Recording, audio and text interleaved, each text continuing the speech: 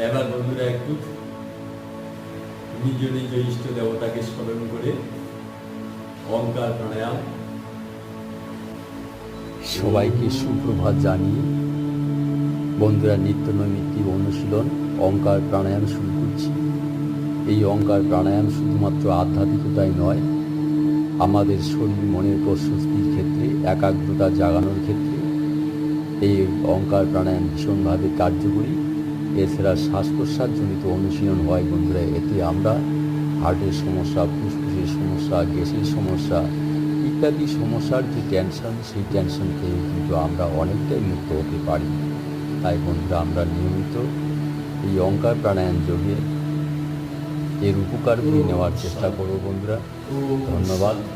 এতক্ষণ লেগে পড়ে ধন্যবাদ বন্ধুরা, বেদনক্ষণ লেগে পড়ে আজকে এই বলতে ছাড়ছি।